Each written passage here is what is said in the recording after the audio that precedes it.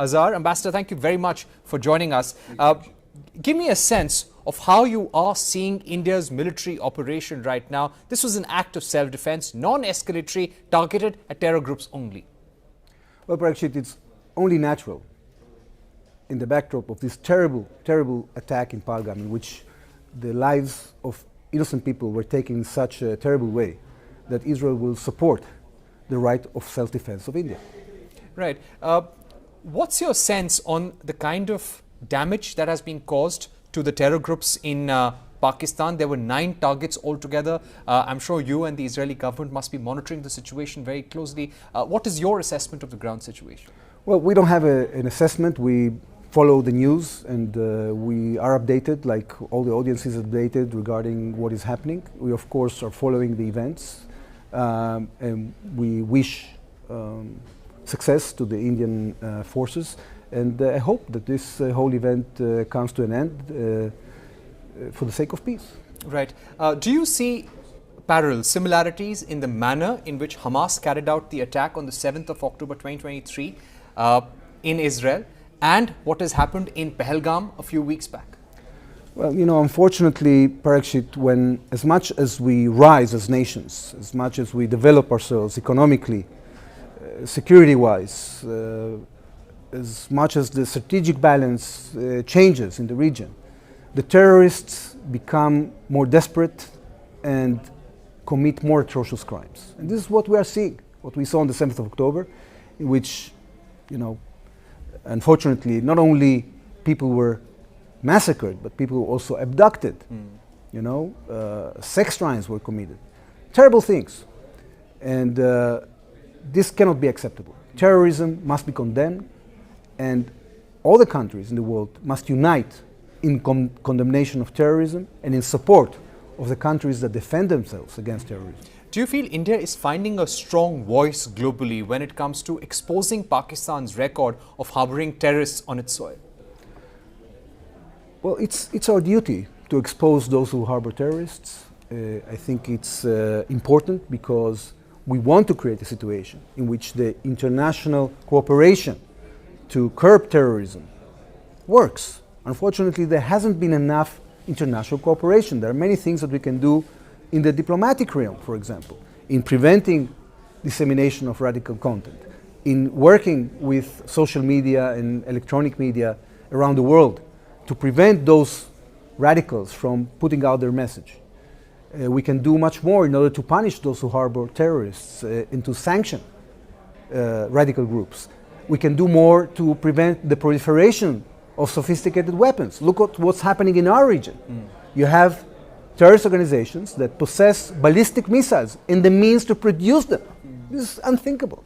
So if we don't want to create a situation of complete chaos in the world, in which these irredentant groups have possession of such sophisticated technology, then all humanity is going to suffer even more. We, as democracies, both India and Israel, just stand at the forefront of this challenge. But everybody can suffer, and therefore we have to unite against terrorism. Right. Since the Pahalgam attack happened and 26 people, civilians, were killed, what has been the cooperation like between India and Israel?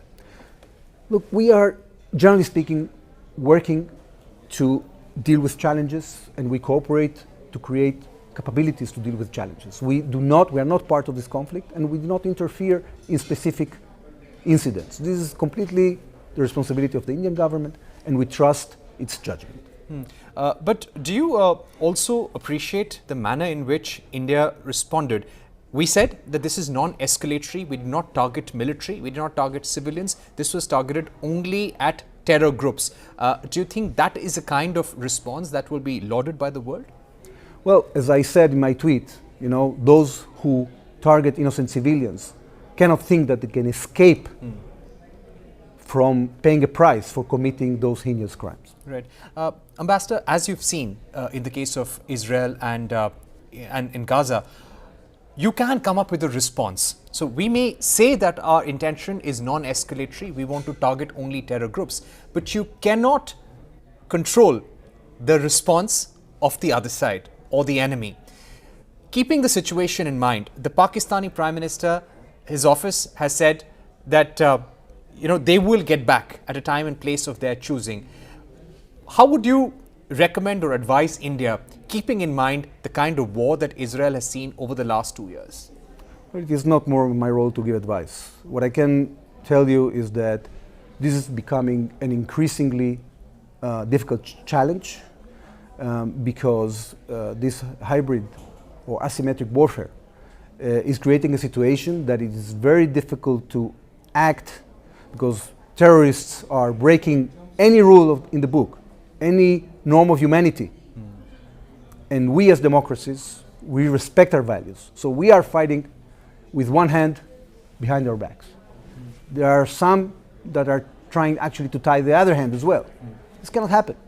At the end of the day, we have the duty to defend our citizens, and we'll have to perform according to our responsibility. Ambassador, do you buy the argument that the Pakistani Prime Minister and the government are giving that they had no role in the Pahalgam attack? There was no sponsorship of terror from the Pakistani government, and it is the Indian government which has carried out a false flag operation, and even this terror strike is not against terror camps but civilians in Pakistan. Do you buy that argument? Look, I'm not in the business of buying or not buying an argument. At the end of the day, you have to look at the bottom line. When your citizens are being massacred, you have to take action. You have to take effective action. That's not an easy thing to do. There are many risks that are being entangled in that. And as I said, I trust the Indian government to do the judgment, to take the calculation and do the right thing for its people. And as the situation evolves, we can expect Israel to be one of those countries which will possibly be at the forefront of supporting India, whether it's with intelligence or military or politically. Because a country that has been hit very hard by terrorism, a country that on the 7th of October, its citizens have been massacred in such a terrible way. People that were going to a music festival were massacred, abducted, raped, decapitated. It's very difficult to ignore the similarities with what happened in Pahalgam. So we have to stand firm. We are at the forefront of this challenge, either if we like it or if we don't like it. And we have to face it. Right. Speaking about the situation in Gaza, we have been reading reports how Israel is all set to expand the operation there.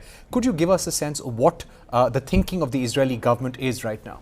From the outset, the Israeli cabinet has decided that we have two goals here: to bring back our hostages and to make sure that Hamas cannot rearm and regroup. It has to be removed from power in the Gaza Strip. Now, through a combination of negotiation and military pressure, we've been able to bring back 194 hostages, and we are left with 59. As time passes, it is becoming more difficult to extract more concessions from Hamas because they understand they are getting to the end of the way. And therefore, the Israeli cabinet has adopted a decision 2 days ago that we are entering a new phase in this war, hopefully the final phase. We are now in preparations for an operation that is going to include a civilian phase in which we are going to encourage the population of Gaza to come to safe zones in which they will get international assistance, but under Israeli control and not under the control of Hamas, which is stealing that humanitarian assistance from the population and selling it to them to finance its war machine. And the second element is going to be taking more chunks of the Gaza Strip until Hamas either renounces power and gives up the hostages or is eliminated. Right. Ambassador, thank you so much for joining us, coming to the CNBC TV 18 studio at this hour of crisis, showing your solidarity with the Indian government, the Indian forces and the Indian people, and also telling us about Israel's plans in Gaza going ahead. Thank you once again for being with us. All right, that's the end of this broadcast. That was the Israeli ambassador telling us that they are standing with India as far as this Operation Sindoor is concerned. Indian civilians have been hit brutally and India has a right of self-defense, and that is the bottom line.